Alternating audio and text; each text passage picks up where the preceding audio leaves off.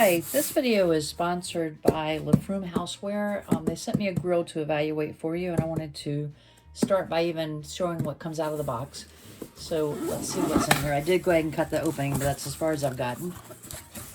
So this is a small grill that can be used for tailgating or camping or just back of an apartment.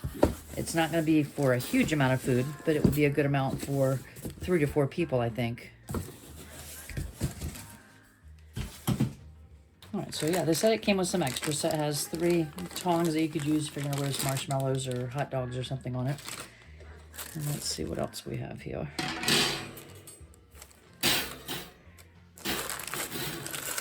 And I thought by starting this way we can put it together and you can see what's involved, so you can decide if you need to have someone else do it for you, if you can do it yourself.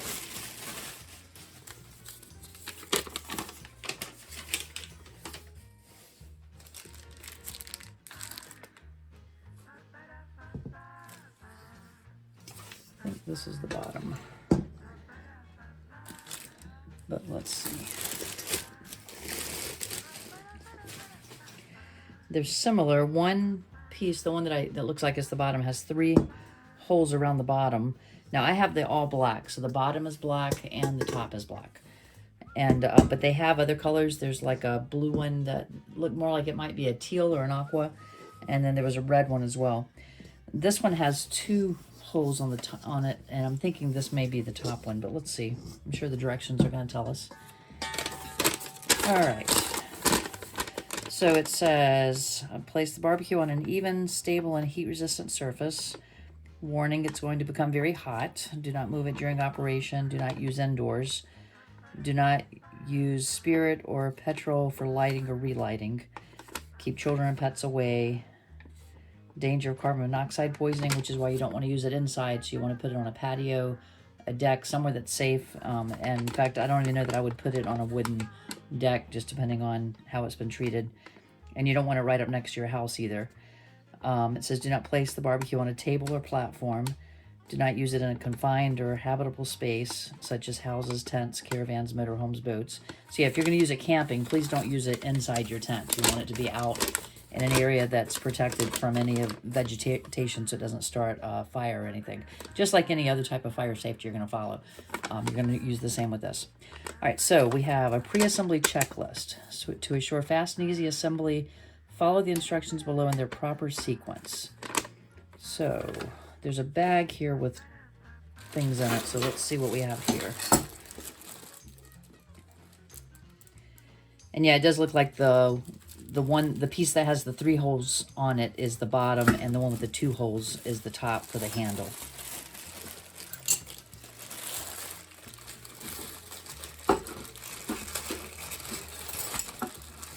It looks like it's going to be pretty simple to put together, though, so let's spread all these tools out and see what we have. Here's the legs.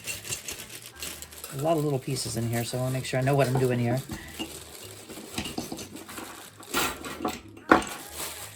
Now, I do know that the smaller of the 2 circular pieces, this will go on the bottom to lift up the charcoal a little bit, just so that air can get around it. So I know that much from just building campfires.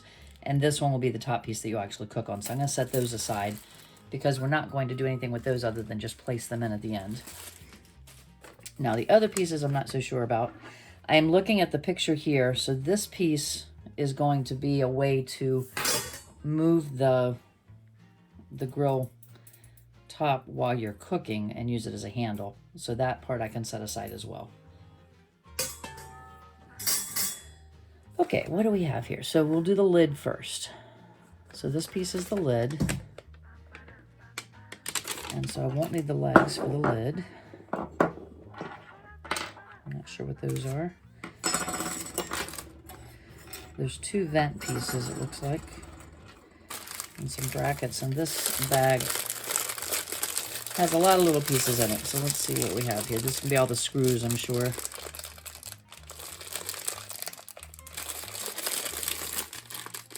Actually, let me see what type. It looks like we're going to need Phillips head screwdriver.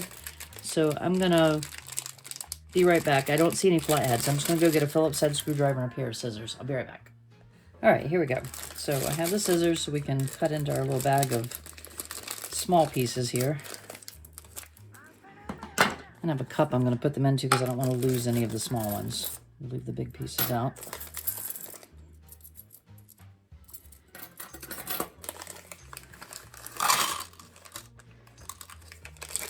Always be careful because you don't want to lose the one little screw that you need to put your equipment together. So I would recommend using a cup or something so you can separate it.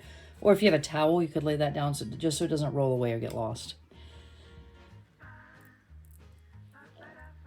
There are two of the shorter ones that are kind of a medium size, so we're going to go with that. And assume that that's the one that goes with this little vent piece here. So that will go in there, and then the B, and the vent that I'm talking about are the 3 holes here, and this is going to go on top of that. So there's one of these on the top and on the bottom. So I'm going to just put the nut on the inside of that, and that is a B size, which looks like this next size. Let's see if that fits. Yes. Now when I tried it on the first part of it, it did not twist. So if you don't feel like it's going to fit, turn the nut over. That's what I just did, and it made the difference there. And then I'm just using the screwdriver to tighten that a little bit. So I don't know if you can see it or not. It's open now. Maybe I made it too tight. We'll loosen it up just a little bit.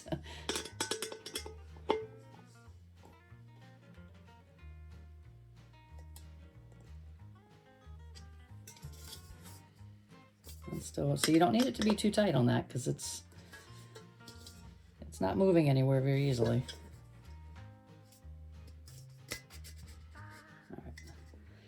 So you can adjust that depending on how you want to do it. It does look like it's going to scratch the paint a little bit, and that's just going to be expected when you have metal rubbing against metal.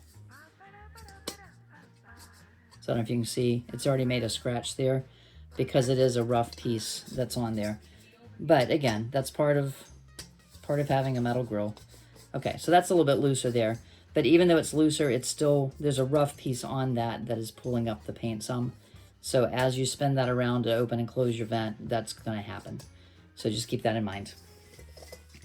All right, so the only other part that happens on the lid is putting the handle on. I'm going to put the handle in.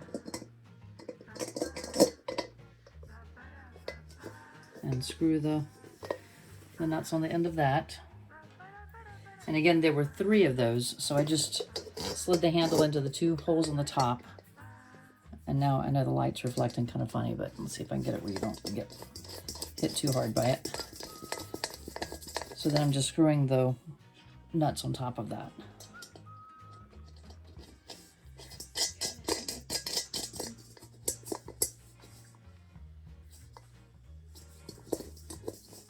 And I'm just hand tightening it. If I can't get it tight enough by hand, then I'll go get a pair of pliers. But that feels pretty tight. It's not wiggling at all. So it seems like that's going to be just fine. And the lid, the handle is plastic. Over time, as you're using it, if it gets loose, you can always go back and tighten the nut again, or get a wrench or a pair of pliers to tighten it if you need to. So that's how the top goes together. So we're finished with that piece now. So let's go now to the bottom. So the bottom, we have the same vent piece that we put on the other. So we'll go ahead and put that one on because I know what that one does.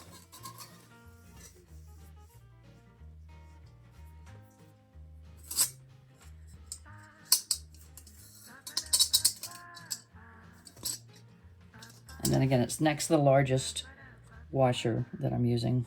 Not washer. Next to the largest nut that I'm using on that.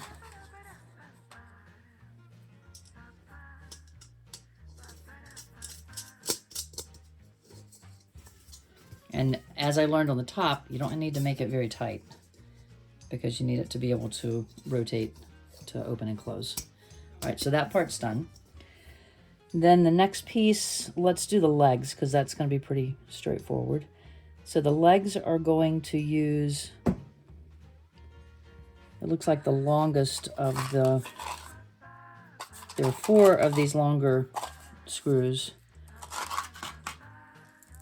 and we're going to use 3 of those because there are 3 legs. And it looks like we're just putting it straight in through the 3 holes in the bottom here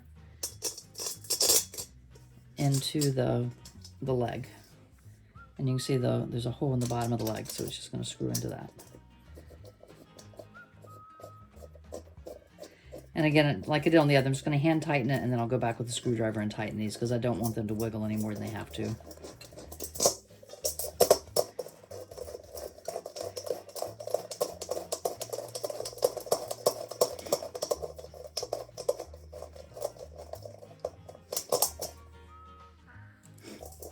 So I'm going to stop it and put those 3 on, then I'll go back and tighten them. So this is the last leg, and then I'll check with the screwdriver to make sure they're tight enough.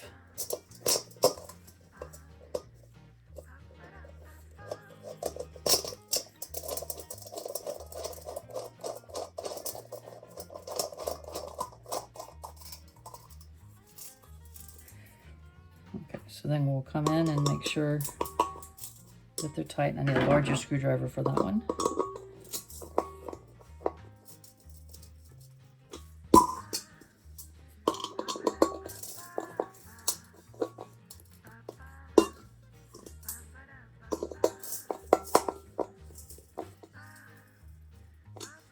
Okay, so those are all tight and sturdy now. So we can set it on the table here. Now, what do we have left? We've done the valve on the outside here. We've done the legs. We have 3 latches now to put on.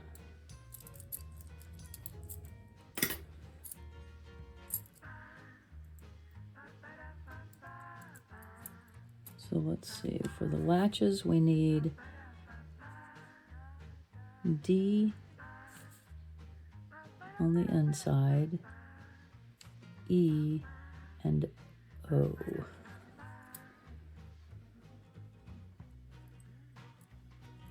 All right, so if you can see the way it's lined up this way, I'm going to put this plate against the bottom so that whenever it comes up and I pull this down, it'll lock it in place. So you get the line up there. So you want the hook to look like this, where we have the flat part here, and then that part where my thumb is going to go against it to screw it in. But what I need to figure out is the size of the screw, because we have several different sizes left, and I'm not positive what they're being used for. It looks like this goes inside here. Let's see if they line up. Yes, they do. So this goes inside the kettle. This part goes outside the kettle, and then we're going to screw through it. But the question is, which screws are we using? I'm assuming the ones that we had more of. Let's see. We've used those. There's only 3 of those, so we're not going to use that. It's these that we had 8 of that we're going to use, because it's the only thing we have enough of, and they've given us 2 extra. 1 extra, there's only 7 in there. So I'm going to put it through the first one here, if I can see what I'm doing. Top hole in the kettle, and then the top hole on this piece. And then we have the tiniest nuts on these that we're going to use.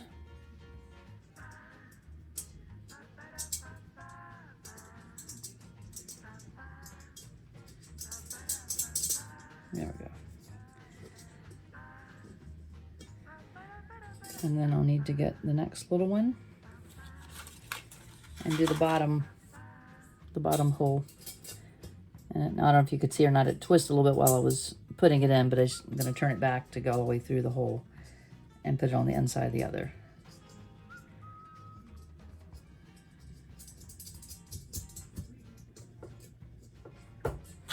So let me show you what I've done here. So we have on the outside here, this is the piece that'll lock. I put the 2 screws in there. Then on the inside, I put this piece in, and that's where the nuts are for both of them. And so I'm just going to tighten that to make sure that I have it in tight enough. And I'm going to go back to the smaller screwdriver to tighten it because I know it's too small to use the bigger one on.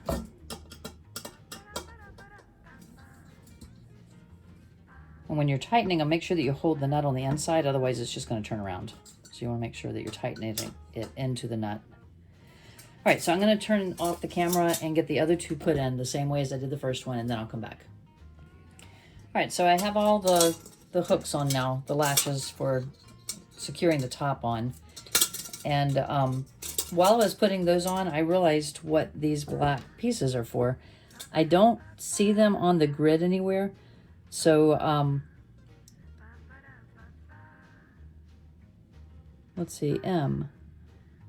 No, M is the ash leak. So it just shows this piece, the screw, and the nut. But what I noticed is this actually fits right in here, and there is an extra set of screws. So we're going to take that next size screw that we never used and screw it in here. And I think they're giving us a little handle that's not as hot because it's the plastic piece, so we could adjust the opening as it's when the grill is hot. So I'm just going to put that on, but see how it fits perfectly on there. And there's a little cutaway the same size as that. So there's nowhere else to put it either. There's no other holes inside of it. So I think we're pretty safe in assuming this. So I'm going to just tighten that and then put this back on again.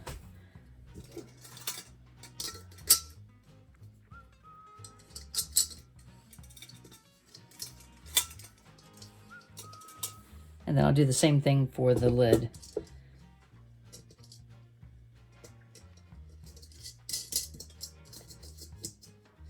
And again, you don't want to make that too tight. You want to be able to turn it. So just kind of test it and see how it is. And it is going to scratch as it goes around. That's fine. This is a grill. It's to be used outdoors. It's not anything that's showing either. But that actually is a lot easier to turn by using that handle. So I like that part of the design anyway. All right, so let's go back to the lid and fix that.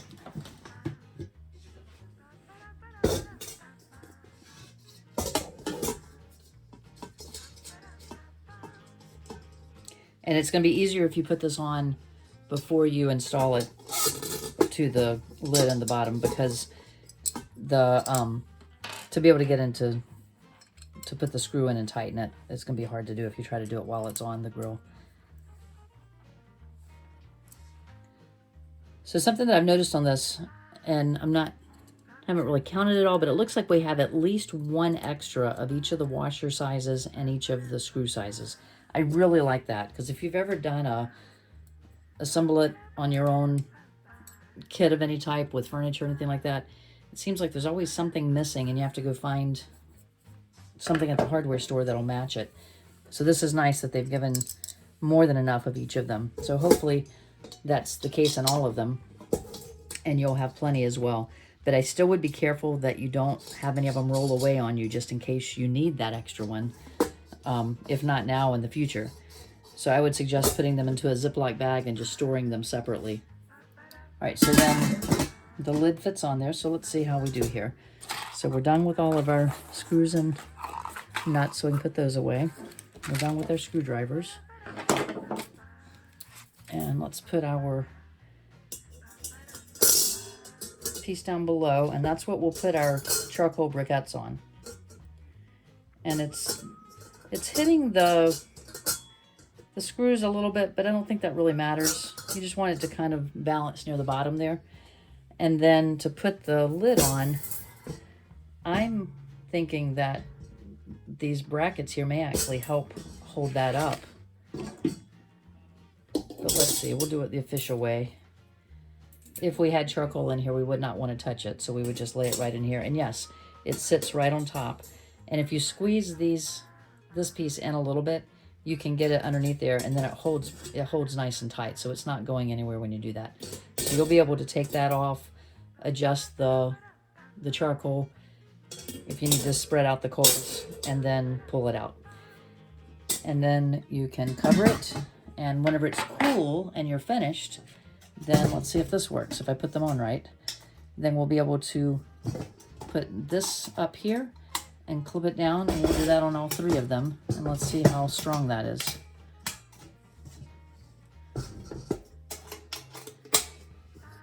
Yes, so we can carry it by the handle. It's staying together. You can hear it moving just because it has the screen, I mean the grill that we're going to actually cook on there. But I think this looks like a nice little grill for one person, maybe for a couple. My family has 4. I think it would be hard for us to cook a full meal on one this size. But camping, I would definitely take this and use it, even if I needed to cook in 2 batches. But the other thing I was going to show you was, this is a 14-inch grill. So looking at the size here compared to my hand, you could put 4 to 6 burgers on this, or 4 burgers and some hot dogs. So my family could eat dinner on this without any problem. We could get 4 chicken breasts on here easily, or some fish. So I'm going to use this in some future videos. So watch my channel. If you haven't subscribed, subscribe and hit the bell notification so that whenever I do release a new video, you'll be notified when new ones are out. I do different types of cooking videos, household tips, and product reviews like this one. So so watch in the future. I'll be using this at some point in the next few weeks, just to kind of show you how it works. But I wanted to get this out to show you what the product was. It feels very sturdy. I'm not having any problem with it moving. I like the weight of it and the size of it. In fact, I'm going to store that right here. I like the fact that it will, when cool, could store in the car to take camping or to take on a picnic.